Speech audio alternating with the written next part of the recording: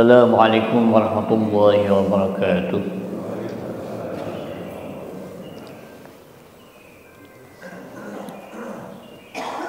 Alhamdulillahi rabbil alamin. Wassalatu wassalamu ala asyrafil mursalin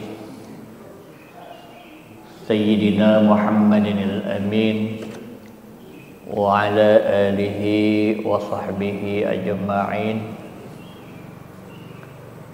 Allahumma rabbi syrah li sadri wa yassir li amri wa hlul 'uqdatam min lisani yafqahu qawli.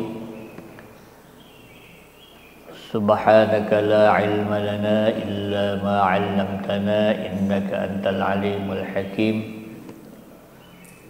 Qala 'azza min qail inna hadzal qur'ana yahdi lillati hiya aqwam wa yubashshirul mu'minin ويبشر المؤمنين الذين يعملون الصالحات أن لهم أجرا كبيرا صدق الله العظيم. Alhamdulillah, berkat qudrat dan inayah Allah Subhanahu wa taala kita bisa berkumpul di tempat yang mulia ini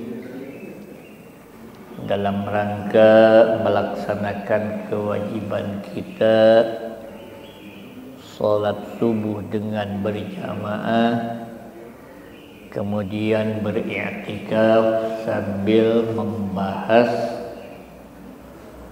kalamullah, beberapa firman Allah Subhanahu wa taala di dalam Al-Qur'an. Mudah-mudahan apa yang kita lakukan ini semuanya termasuk kepada pengabdian kita kepada Allah Subhanahu wa taala, sebagai rasa syukur kita kepada Allah Subhanahu wa taala atas berbagai nikmat dan anugerah yang telah dan sedang kita terima dari Allah Subhanahu wa taala. Hadirin dan hadirat yang berbahagia, insyaallah pada kesempatan ini kita akan melanjutkan pembahasan kita surah Al-Mu'minun di awal surat dan seterusnya, yang menjelaskan tentang sifat-sifat atau sebahagian sifat orang mukmin yang berbahagia. Di awal surat Al-Mu'minun ada 6 sifat orang mukmin yang berbahagia. Kemarin sudah kita jelaskan dan kita bahas 3 sifat mukmin yang berbahagia. Ayat ini dimulai dengan lafaz qad. Qad aflaha. Kalau dimulai dengan lafaz qad, itu berarti menunjukkan kepastian. Qad aflaha, pasti akan berbahagia. Pakai fi'il madhi juga. Fi'il madhi itu di dalam bahasa Arab menunjukkan kepada hal-hal yang telah lalu. Padahal di dalam ayat ini belum dikerjakan. Betul-betul telah bahagia. Itu menunjukkan kepastian. Padahal dikerjakannya pun belum. Kalau umpamanya pakai fi'il mudhari', Yaflahu itu menunjukkan bahwa kebahagiaan itu belum pasti karena belum dikerjakan. Ini mah belum dikerjakan sudah pasti kan? Jadi meyakinkan kepada kita bahwa sifat-sifat tersebut jika dikerjakan pasti bahagia.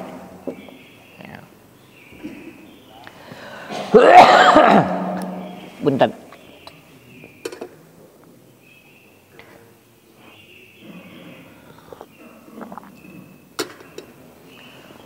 Qad aflahal mu'minun, pasti akan bahagia. Siapa? Yang pertama, alladzina hum fi salatihim khashi'un. Orang yang mereka di dalam salatnya khusyuk. Yang dijelaskan di sini keadaan salatnya, bukan mengerjakan atau tidak mengerjakan. Karena masalah mengerjakan atau tidak mengerjakan bagi orang mukmin itu sudah selesai. Orang mukmin itu pasti mengerjakan sholat. Jika tidak mengerjakan sholat, itu bukan orang mukmin, sudah selesai itu mah. Kan? Jadi orang mukmin itu pasti mengerjakan sholat.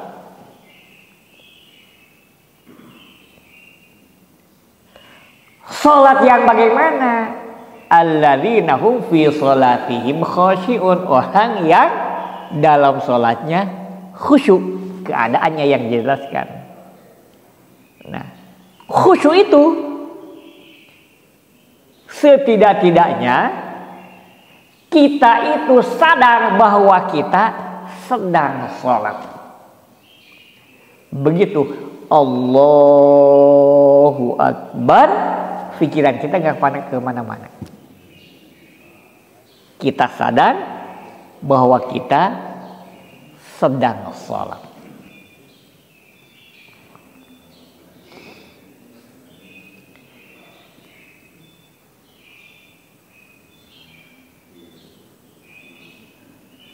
Yang kedua, walladzina hum 'anil lagwi mu'ridun. Orang-orang kemarin itu dijelaskan yang terhadap segala sesuatu yang tidak ada gunanya dia berpaling. Artinya segala pekerjaan kita, gerak kita, kegiatan kita itu harus ada gunanya. Bahkan menurut ahli ma'rifah itu, kalau pekerjaan kita tidak menghasilkan pahala, itu adalah lawun katanya. Kan?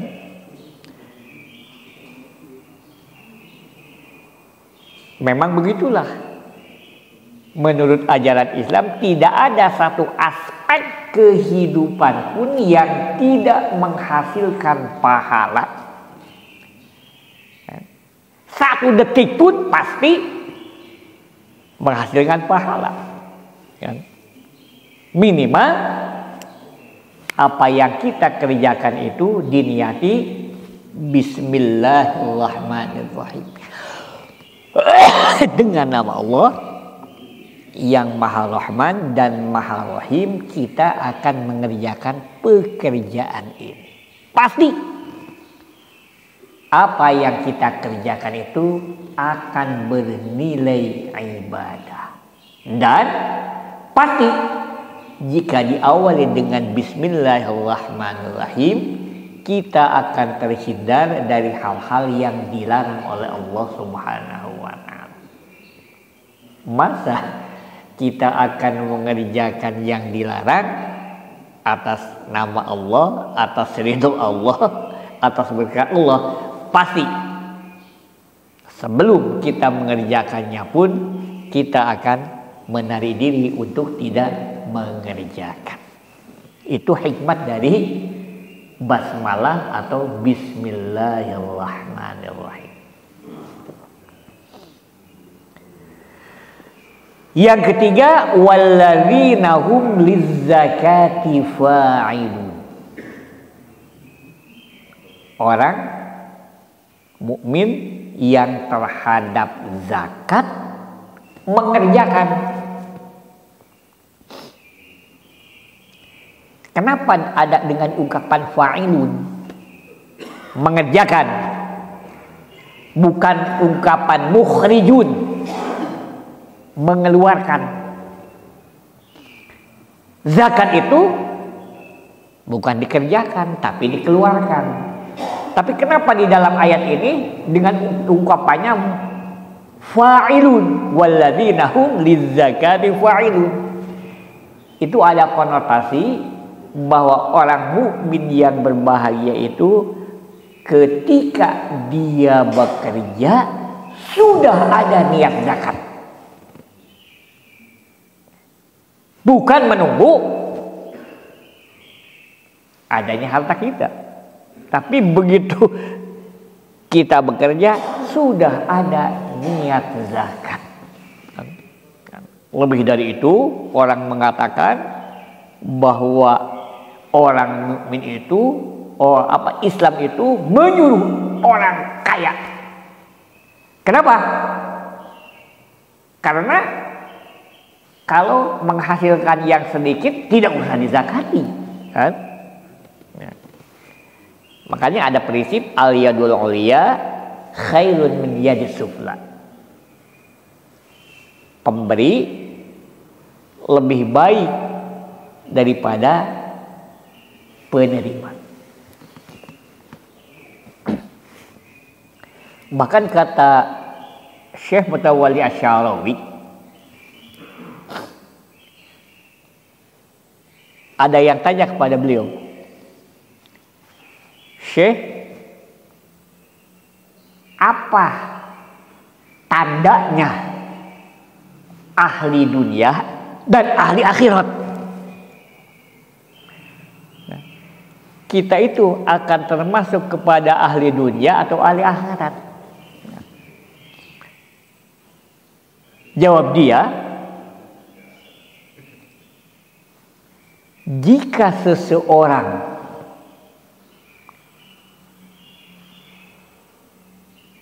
lebih merasa senang menerima dibanding memberi, itu ahli dunia katanya.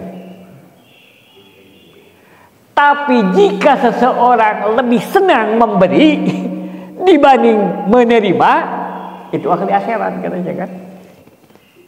Berat sekali, Pak, tapi bisa dilakukan.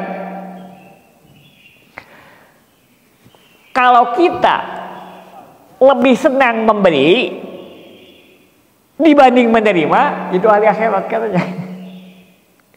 Tapi kalau kita lebih senang menerima dibanding memberi, itu ahli dunia katanya. Ya. Coba. Biasanya kita lebih senang menerima, Pak. Memberi itu kadang-kadang terpaksa. Nah, coba kita melakukan prinsip itu, kan? Meskipun tidak selamanya. Kenapa? Karena kita sebagai manusia biasa. Tapi kita mengupayakan ketika kita memberi itu lebih senang dibanding menerima. Kan, gitu. Dulu kan saya ceritakan, Pak, ya.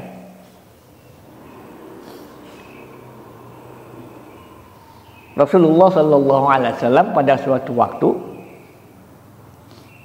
ada yang memberi kambing. Seorang sahabat memberi kambing kepada Rasulullah.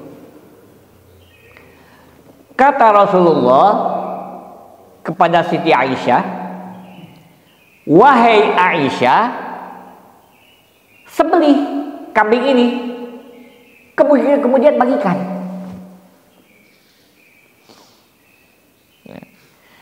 Karena diperintah oleh Rasulullah, kemudian oleh Siti Aisyah menyuruh salah seorang sahabat untuk menyembelihnya. Kambing tersebut disembelih. Setelah disembelih oleh Aisyah, mau dibagikan.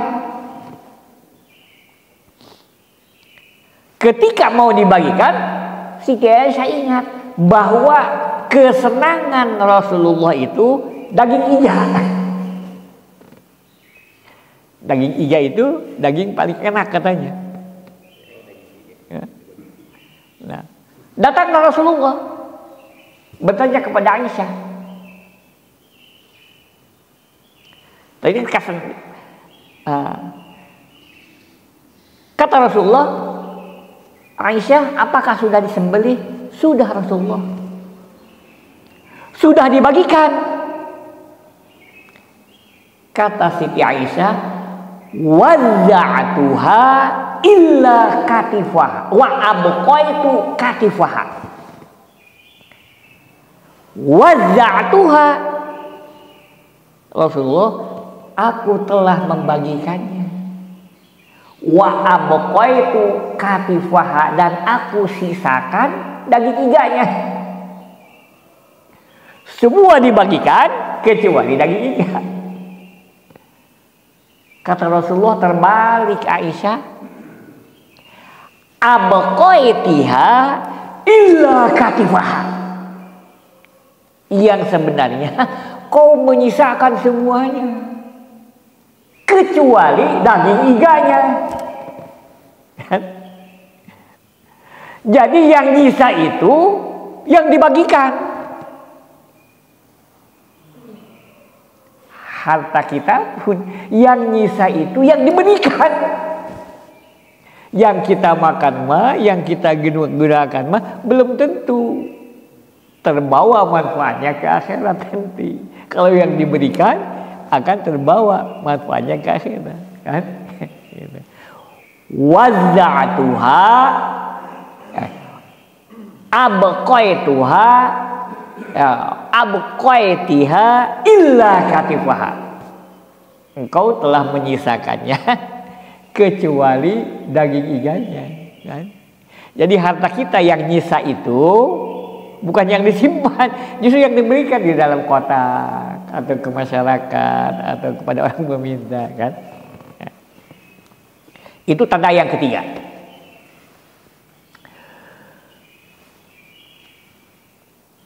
Pertama, orang yang sholatnya khusyuk. Dua, orang yang tidak mengerjakan hal-hal yang tidak ada gunanya. Empat, orang yang ketika bekerja sudah niat zakat. Yang kelima, yang keempat, walladzina hum li furujihim hafizun. Orang-orang mukmin yang terhadap kemaluannya menjaga.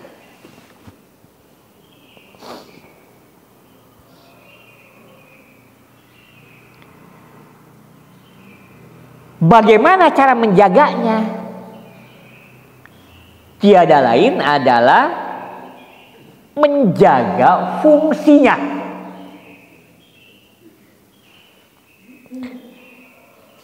Fungsi kemaluan. Satu, mengeluarkan kotoran. Yang kedua, untuk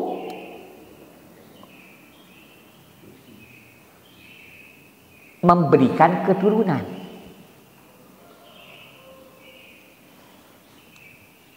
Kenapa di dalam diri manusia atau bahkan binatang ada birahi? Tujuannya adalah untuk keturunan, Pak. Kan? Kalau tidak ada birahi, tidak akan ada keturunan. Karena itu sebagai dorongan yang tentunya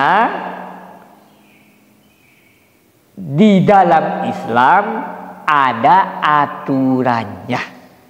Tidak bisa dilakukan kepada semua orang. Illa ala azwajihim, kecuali terhadap istri-istri mereka atau pasangan-pasangan mereka.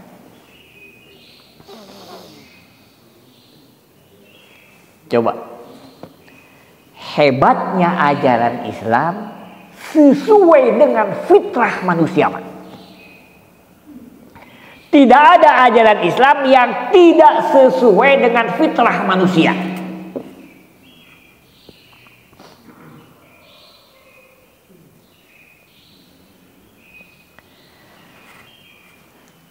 Birahi dari tidak boleh menjadi boleh hanya dengan 2 kalimat saja. Tadinya yang haram menjadi halal dengan 2 kata saja. Qabiltu nikah. Saya terima nikahnya. Hanya 2 kata saja. Dengan mas kawin dan lain sebagainya itu lain-lain. Dengan 2 kata saja sah.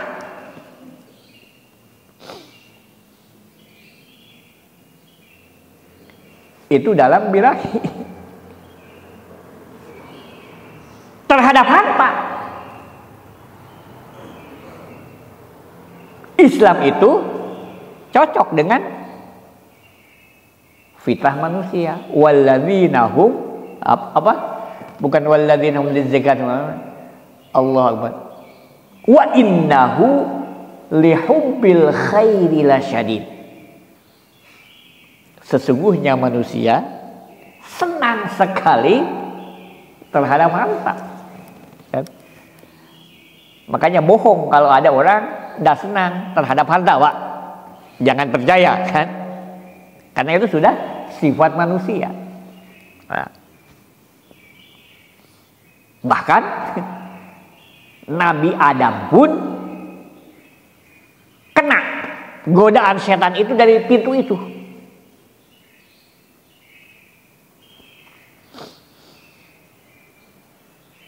Kata iblis kepada Adam, ya Adamu, hal adulluka ala syajaratil khuldi. Wahai Adam, apakah kau enggak mau aku tunjukkan kepada syajaratil khuld, pohon jika kau makan buahnya kau akan langgeng. Yang kedua, wa mulkil la yabla, kerajaan, harta yang tidak ada batasnya. Dibobodo Adam. Makanya sifat manusia itu 2. Pertama ingin langgeng, Pak.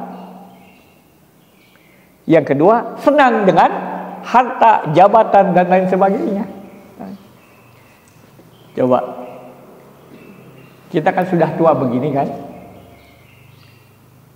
mati mah nggak mau, Pak. Ingin hidup selamanya.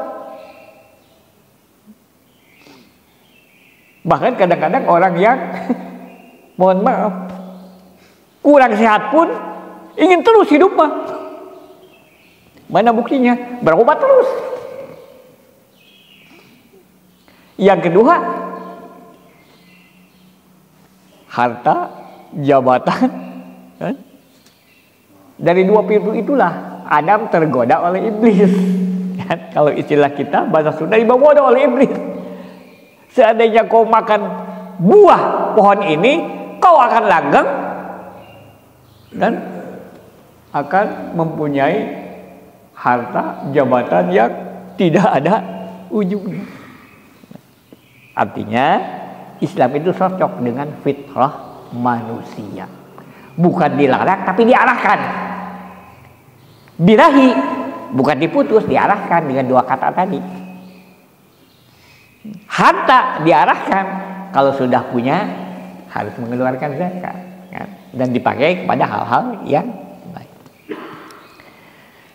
Illa ala azwajihim, satu, au ma malakat aimanuhum, atau hamba yang mereka miliki.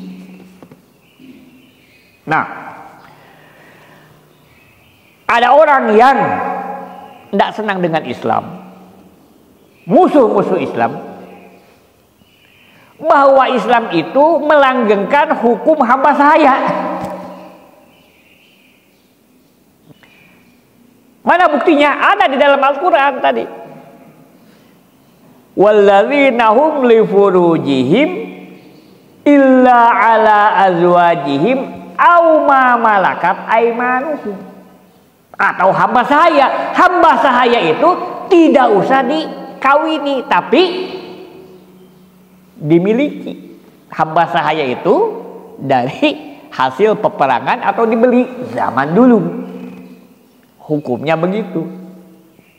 Nah, di dalam Islam ada perbedaan antara ilghaul hukmi. Arti ilghaul hukmi itu hukum dibatalkan, dengan ta'tilul hukmi. Kalau ta'tilul hukmi itu, hukum itu berjalan tetapi tidak ada objeknya. Hukum itu masih berlaku tapi objeknya, masalahnya tidak ada. Nah, hukum ma malakat aimanuhum tetap ada. Ya. Hukum hamba sahaya tetap ada. Tapi objeknya tidak ada, berarti tidak dilaksanakan, kan? Nah, jadi dibedakan antara ilghaul hukmi, membatalkan hukum, atau tidak melaksanakan hukum karena tidak ada objeknya. Nah, bahkan di dalam Islam bertahap di dalam memerdekakan hamba sahaya itu, kan? Tidak sekaligus, kan? Di antaranya, jika ada orang yang bersumpah palsu, maka untuk menebusnya itu dengan memerdekakan hamba sahaya, itu salah satu cara, kan? Karena itu adalah hukum alam, kan? Di mana-mana waktu itu ada, sekarang di mana-mana tidak ada. Berarti hukumnya itu tidak bisa dilaksanakan. Bukan berarti hukum itu tidak ada, kan? Hukum itu masih ada dalam Al-Quran, tapi tidak dilaksanakan karena tidak ada objeknya. Jadi kaidahnya begitu, kan? Beda antara menghapuskan hukumnya dengan tidak melaksanakan hukum karena tidak ada objeknya. Yang ketiga, menjaga kemaluannya. Nah. Kemudian yang keempat,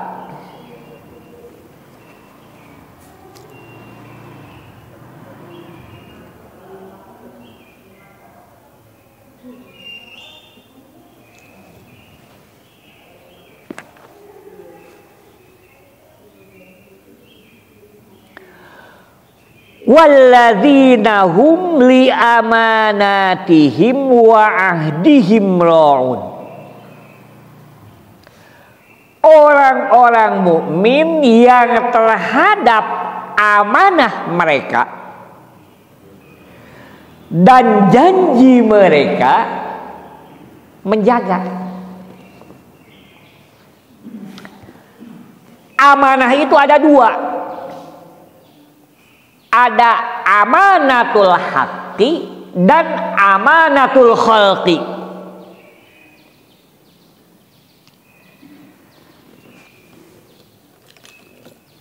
Amanatul haqqi, amanah dari Allah Subhanahu wa ta'ala dulu. ketika kita masih ada di arwah, di dalam roh ya.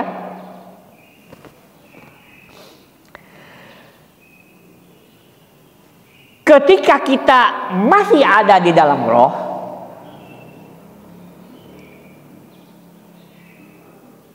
Allah Subhanahu wa ta'ala menawarkan amanah. Inna aradnal amanata. Aku tawarkan amanah. Alas samawati, kepada langit, wal ardi, dan bumi, wal jibali, serta gunung.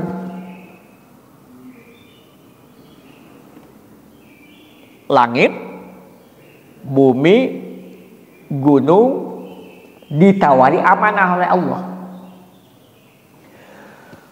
Fa'abaina ayyahmilnaha.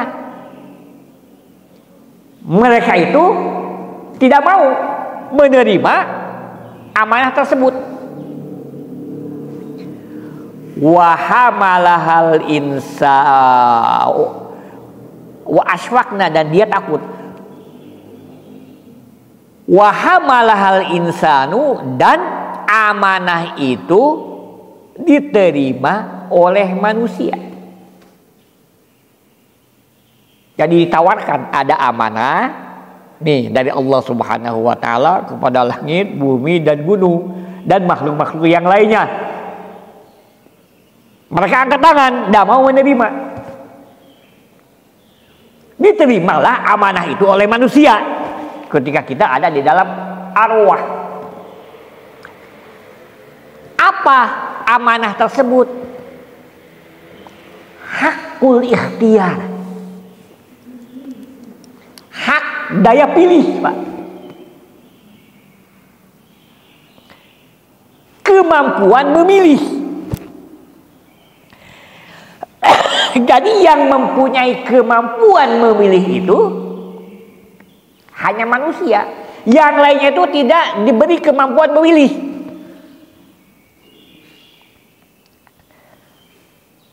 Malaikat pasti melaksanakan kewajiban dari Allah. Tidak bisa dia menentangnya. Ada malaikat yang selama-lamanya sujud terus, karena tugasnya sujud. Ada malaikat yang selamanya mikul aras, karena tugasnya memang itu. Matahari tugasnya memberikan sinar, nggak bisa menolak. Pepohonan tugasnya tumbuh. Jadi semuanya itu melaksanakan tugas. Manusia diberi tugas oleh Allah. Kadang-kadang melaksanakan, kadang-kadang tidak. Hanya manusia. Hewan tidak bisa milih, Pak. Hanya satu, begitu aja terus. Itu namanya amanatul haqqi.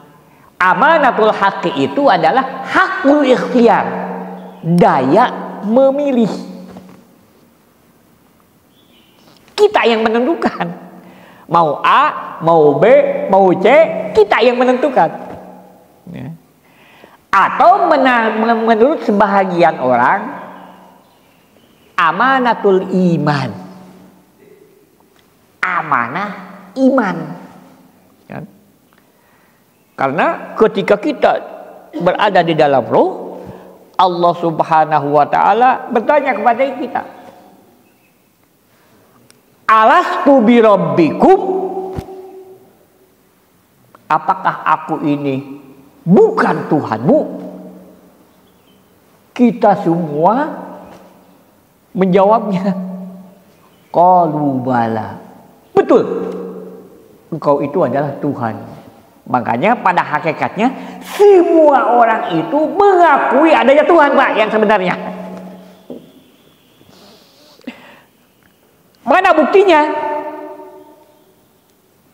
ketika dia ada dalam kesempitan, pasti akan meminta kepada yang maha kuat. Fir'aun saja ketika dia akan tenggelam, aman, hanya tidak ada kesempatan. Ya. Orang tidak ingat kepada Tuhannya itu jika dia makmur, Pak, punya segala sesuatu. Tapi jika dalam keadaan terpuruk, pasti dia ingat, kan? Nah, hanya saja kadang-kadang orang itu di dalam hatinya mengakui adanya Tuhan, hanya saja penyebutan Tuhannya itulah kadang-kadang dia salah. Jadi contohnya begini, Pak. Kalau ada orang di kamar tertutup, ruang tertutup, kemudian ada yang mengetuk pintu, tuk tuk tuk tuk, pasti dia tahu bahwa di luar itu ada orang. Hanya dia tidak bisa menentukan apakah orang itu laki-laki atau perempuan, kan? Pasti yang ngetuk pintu itu orang, bukan hewan. Dan dia tidak tahu bahwa dia itu namanya si A atau si B. Dia akan tahu jika dia menyebutkan, umpamanya tuk tuk tuk tuk, punten Abdi Ahmad, baru tahu dia itu Ahmad. Begitu juga terhadap Tuhan. Semua orang itu pada hakikatnya mengakui adanya Tuhan, hanya tidak tahu siapa Tuhan itu, kecuali beliaulah yang menyebutkan di dalam Islam, qul huwallahu ahad. Bukan kita yang menyebutkan Allahnya, tapi Allah sendiri, kan? Qul huwallahu ahad, Allahu samad, kan? Gitu. Kita tahu bahwa Tuhan kita Allah itu, Allah lah yang menyebutkannya bagi kita sebagai umat Islam.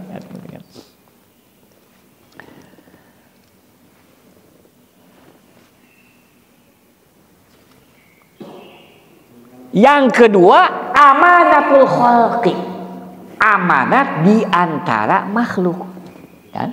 Yaitu amanah di antara kita sekalian, kan? Ada yang menitip, ada yang menyuruh dan lain sebagainya, kan? Itu dua amanah. Wa ahdihim, dan perjanjian mereka, kan?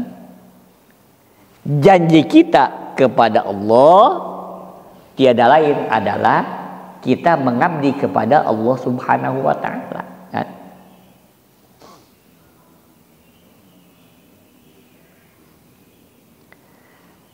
Wa ma khalaqtul jinna wal insa illa liya'budun. Kami tidak menciptakan jin dan manusia kecuali untuk mengabdi kepadanya. Itu janji terhadap Allah, kan? Yang kedua, janji terhadap manusia. Nah, orang mukmin yang berbahagia itu adalah orang mukmin yang menjaga amanahnya dan janjinya.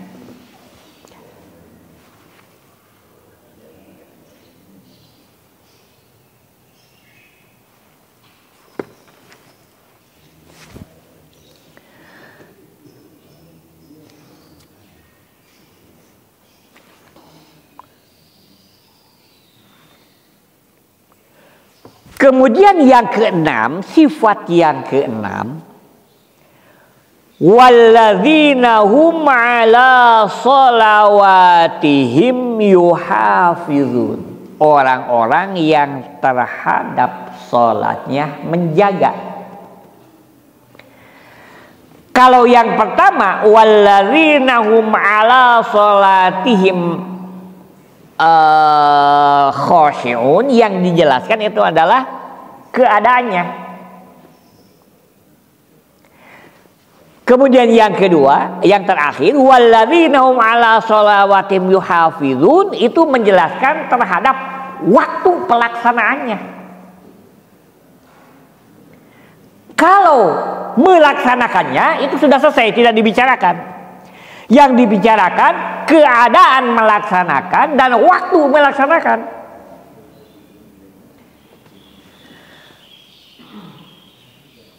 Dikatakan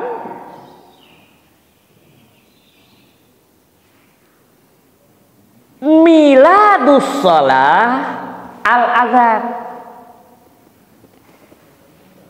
Waktu atau awal waktu sholat itu, milad itu hari kelahiran kan.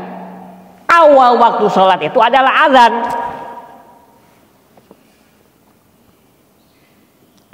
Yang sebenarnya sholat itu bisa dilaksanakan asal pada waktunya. Ketika kita melaksanakan sholat pada waktunya, tidak berdosa. Kalau melaksanakan sholat bukan pada waktunya, berdosa. Waktu sholat dimulai dari azan. Azan itu sebagai tanda awal waktu sholat. Subuh atau zuhur dimulai dari lingsir itu apa bahasa Indonesianya? Atau subuh dimulai itu dari waktu fajar sampai dengan terbit matahari. Nah, selama waktu terbit fajar sampai terbit matahari boleh kita sholat subuh. Tapi siapa yang akan menjamin? Umpamanya waktu zuhur kan, dari lingsirnya matahari sampai dengan waktu asar. Siapa yang akan menjamin bahwa kita akan hidup sampai asar, Pak? Ya. Nah, kata ahlul ma'rifah, jika kita sejak awal waktu belum sholat, kemudian pada akhir waktu belum sholat, kemudian meninggal, dosa katanya, kata al-Marifah itu kan? Karena ada waktu yang kita tidak laksanakan. Makanya di sanalah kita harus melaksanakan sholat di awal waktu, karena tidak dijamin bahwa kita akan hidup sampai akhir waktu. Nah, yang dimaksud dengan hafizun itu di sana, kan? Jadi orang mukmin yang pasti bahagia, pertama sholatnya khusyuk, yang kedua segala sesuatu pekerjaannya itu ada gunanya. Kemudian yang ketiga, bekerjanya itu dia sungguh-sungguh karena untuk berzakat. Kemudian yang keempat, dia menjaga kemaluannya. Kemudian yang kelima, dia menjaga amanah dan janjinya. Yang keenam, dia selalu melaksanakan sholat pada awal waktu.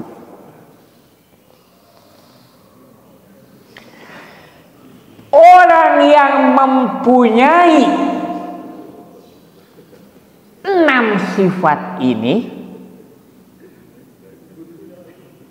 dianggap sebagai pewaris dari Allah yang akan mendapatkan warisan surga Firdaus. Udah pasti itu mah. ulaika humul warithun. Mereka yang mempunyai sifat yang 6 tadi adalah orang-orang yang menerima waris. Siapa yang mewariskannya? Di sini yang mewariskannya itu Allah Subhanahu wa taala. Jadi dianalogkan atau dikiaskan kepada harta. Ada yang mewariskan dan ada yang menerima waris. Yang mewariskan orang tua, yang menerima warisnya anak-anaknya ahli waris. Nah, orang mukmin yang mempunyai sifat 6 ini menerima warisan dari Allah. Itu namanya litakrib, untuk mendekatkan pikiran kita agar supaya kita mengerti. Orang tua yang mempunyai harta mewariskan hartanya kepada anak. Allah punya surga Firdaus. Surga Firdaus itu adalah surga yang paling atas. Jadi surga itu ada derajat-derajat. Nah, yang paling atas itu adalah surga Firdaus. Nah, itu akan diwariskan oleh Allah Subhanahu wa taala kepada orang-orang mukmin yang mempunyai sifat 6 tadi. Ulaika humul warisun. Mereka ini adalah orang-orang yang menerima waris. Alladzina yarisuna firdausa, yang menerima waris surga Firdaus. Hum fiha khalidun, mereka itu akan langgeng di surga Firdaus nanti. Sering saya katakan bahwa manusia diciptakan oleh Allah Subhanahu wa taala untuk hidup langgeng.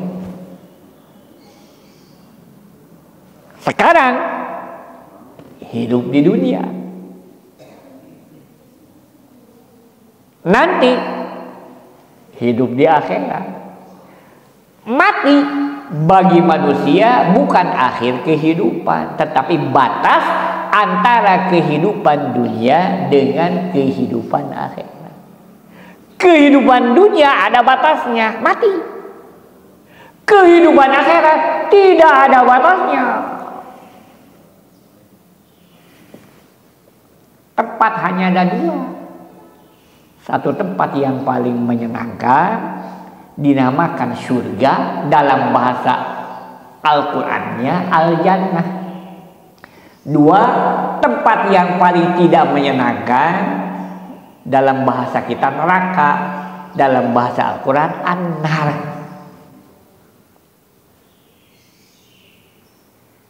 Orang mukmin yang mempunyai sifat 6 ini akan langgeng di Al-Jannah, surga selamanya. Jannah yang mana? Al-Firdaus, yang paling tinggi. Ya. Oleh karena itu, maka tidak ada pilihan bagi kita kecuali untuk mempunyai sifat yang 6 ini. Kalau kita sekalian mempunyai sifat yang 6 ini, pasti kita oleh Allah Subhanahu wa taala akan mendapatkan warisan surga Firdaus. Pertama, khusyuk di dalam sholat. Yang kedua, kita menjauhkan diri dari hal-hal yang tidak ada gunanya. Yang ketiga, kita bekerja keras demi untuk mengeluarkan zakat. Yang keempat, kita menjaga kemaluan kita sekalian, kecuali kepada yang haknya. Yang kelima, kita menjaga amanah dan janji kita, baik amanah dari Allah atau amanah di antara amanah kepada Allah atau amanah di antara manusia. Baik janji kepada Allah maupun janji kepada manusia. Yang terakhir, kita selalu melaksanakan sholat pada waktunya atau lebih baik lagi pada awal waktunya.